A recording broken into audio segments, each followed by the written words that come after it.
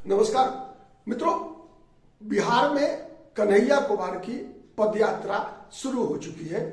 कन्हैया कुमार की पदयात्रा का जो विषय है सबको पता है, नौकरी दो पलायन रोको पदयात्रा। कन्हैया कुमार एक तरह से राहुल गांधी के ब्रह्मास्त्र के रूप में बिहार की राजनीति में उनकी एंट्री हो रही है।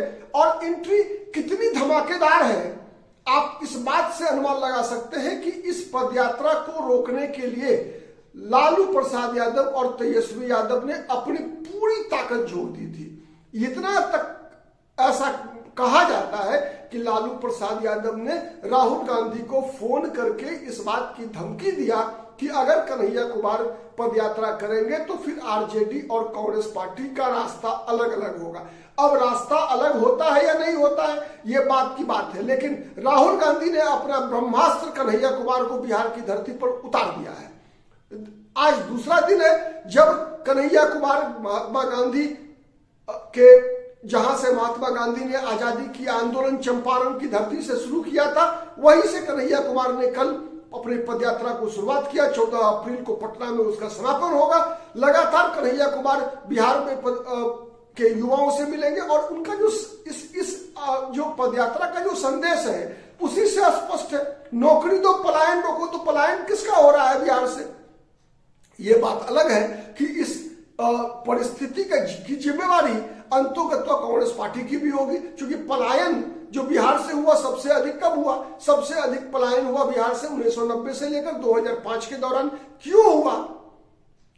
ये कारण से कांग्रेस पार्टी भी अवगत है और उस कारण में कहीं ना कहीं कांग्रेस पार्टी की भी भूमिका कितनी बड़ी रही इस बात से कोई इनकार नहीं कर सकता है, क्योंकि उस दौर में जो कानून व्यवस्था की समस्याएं थी, उस कानून व्यवस्था की समस्या के कारण भी कई व्यापारी बिहार से पलायन किया।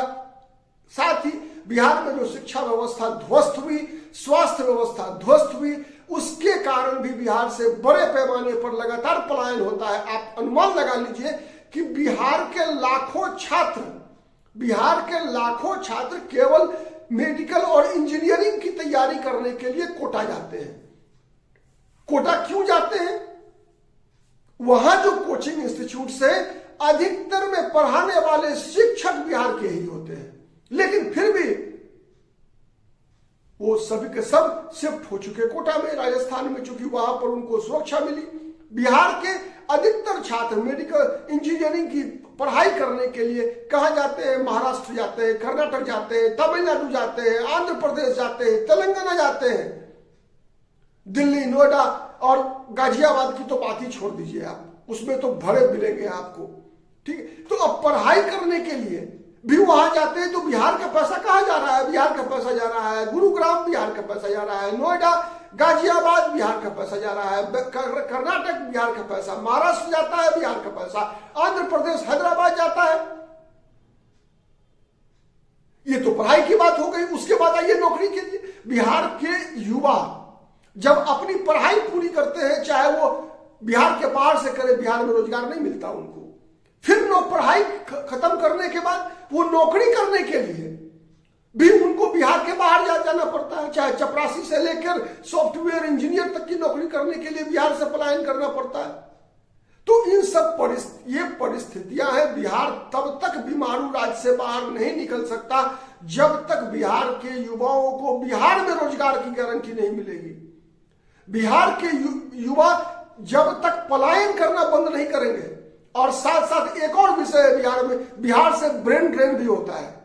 बिहार से केवल अकुशल कारीगरों का पलायन नहीं होता, बल्कि बिहार से ब्रेन का भी पलायन होता है। बिहार का बड़े बड़े इंजीनियर्स देख लीजिए आप, पुणे, हैदराबाद से लेकर अमेरिका तक में, इंग्लैंड में मिलेंगे, कनाडा में मिलेंगे, ऑस्ट्रेलिया में मिलेंगे। दुनिया की कोई भी ऐसी जगह नहीं है जहां पर कि बिहार के युवा अपने प्रदर्शन का, अपनी मेधा का लोहा मनवाते हुए नहीं मिलेंगे। ये बिहार की सच्चाई है। एक दूसरा, अब आते हैं इस पदयात्रा के राजनीतिक निहितार्थ पर। तो राजनीतिक निहितार्थ तो स्पष्ट है कि अगर ये पदयात्रा से के माध्यम से कन्हैया कुमार अगर बिहार के युवाओं से कनेक्ट हो सके,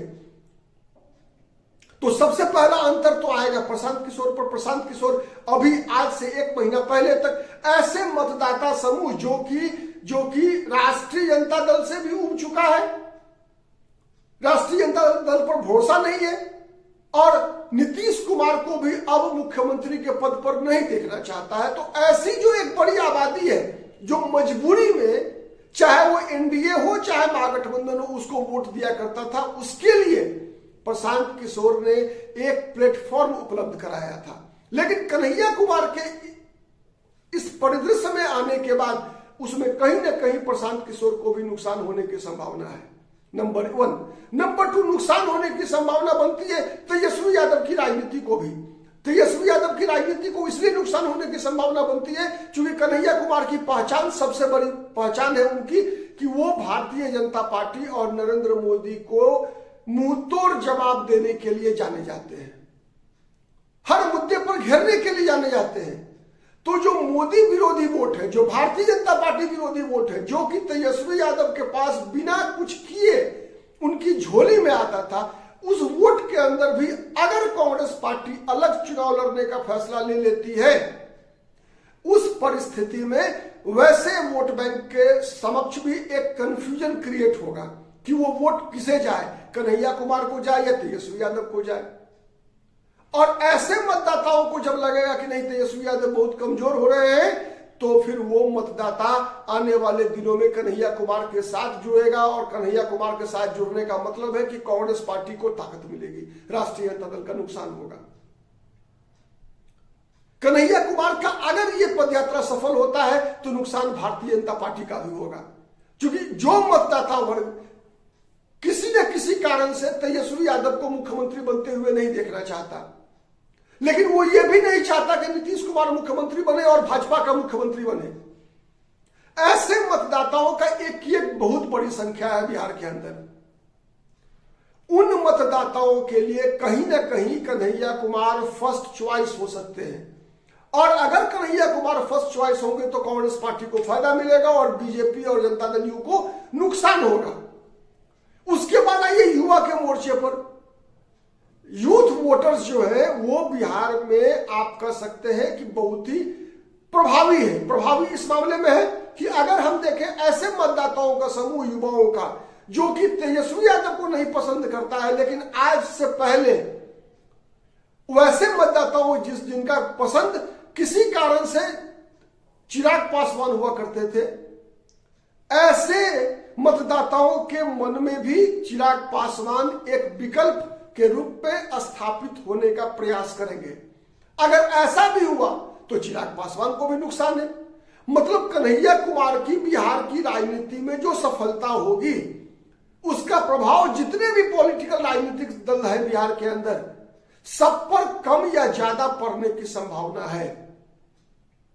हाँ, एक स्थिति में कन्हैया कुमार अगर ऐसा कुछ हो गया, अगर खुदा न खास्ता, तो फिर भाजपा को नुकसान कम होगा, कन्हैया कुमार को फायदा होगा, लेकिन भाजपा को नुकसान नहीं के बराबर हो सकता है, शायद बीजेपी को फायदा भी हो जाए।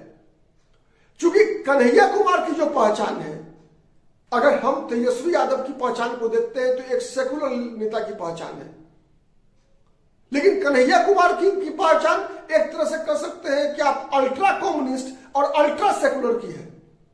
तो अगर उन मुद्दों पर, जिन मुद्दों से पहचान बनी है कन्हैया कुमार की, अगर उन मुद्दों पर चुनाव का नैरेटिव अगर सेट होने की स्थिति बनी, अगर 2025 के विधानसभा चुनाव में अक्टूबर आते आते, तो फिर कन्हैया कुमार की एंट्री का सर्वाधिक फायदा अगर किसी पॉलिटिकल पार्टी को मिलेगा तो भारतीय जनता पार्टी को मिलेगा। ठीक है, अब देखना यह है कि राहुल गांधी का जो ब्रह्मास्त्र बिहार के लिए कन्हैया कुमार को लेकर आए हैं, तो कन्हैया कुमार कैसे किन वर्ग मतदाता समूह से जुड़ पाते हैं और किन मुद्दों को लेकर चलते हैं। ठीक है, एक पब्लिक फ्रंट पर दो मुद्दे तो उन्होंने रख दिए हैं, नौकरी दो पलायनों को, लेकिन जब कन्हैया कुमार मैदान जंग में है तो फिर भाजपा भी चुप नहीं रहेगी, भाजपा का भी हमला होगा, और भाजपा का जब हमला होगा तो कन्हैया कुमार को भी बयान देना पड़ेगा। और खतरा यही है कि कहीं बिहार की राजनीति फिर ध्रुवीकृत ना हो जाए। अगर ध्रुवीकृत हो गया अगर,